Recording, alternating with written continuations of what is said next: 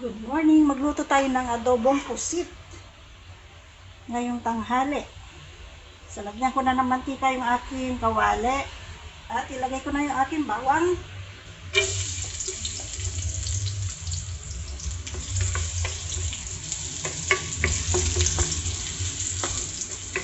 Haluin.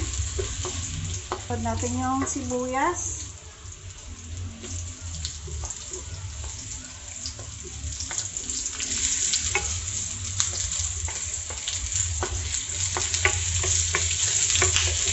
Halo. At maglalagay lang ako ng konting luya. Konting-konti lang. Para di sa lansa. Haluin.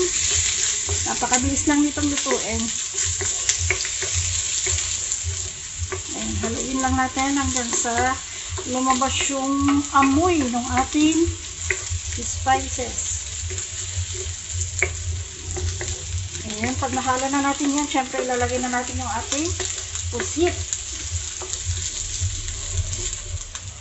Ito yung ating pusit na hiniwa ko sa cube o yung maliliit na yung bite size. Hindi pala cube, ano yan, pabilog. Haluin ko lang para mag-combine na yung spices at yung ating hipon. Hipon. Antok? Pusit. Mali-mali na naman. Hindi natin kailangan patagalin ang pagluto ng hipon kasi magiging bubble gum yan pag matagal. Makunat. So, hayaan lang natin na ganyan. At balikan natin. Haluin. At lalagyan na natin siya ng ibang ingredients. Maglalagay ako ng konting soy sauce. Konti lang. At syempre suka. Ayan, medyo maraming suka para medyo maasim-asim. Mas masarap. At syempre konting asin. Ko ng konting asin, hindi ko muna hahaluin. At syempre, paminta.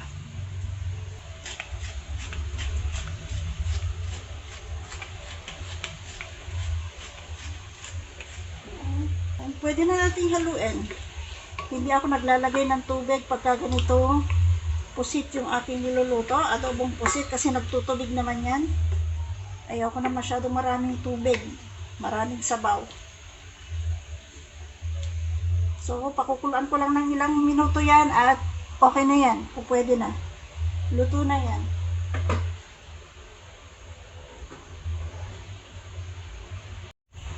At syempre, tikman natin yung ating niluluto para mag-adjust tayo kung kinakailangan. Mag-adjust ng lasa pala.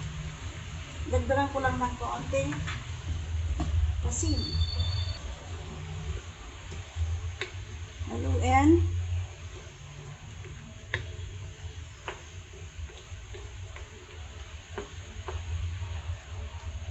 At tikman ulit natin kung okay na.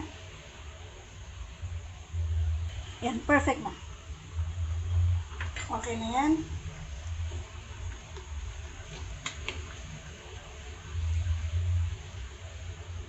Ayan. Sa minuto na lang, okay na yan. I-serve na natin yan. Na ang ating nilutong adobong pusit. Ayan, oh. Yummy. That's it, everyone. Thank you so much for watching. Bye.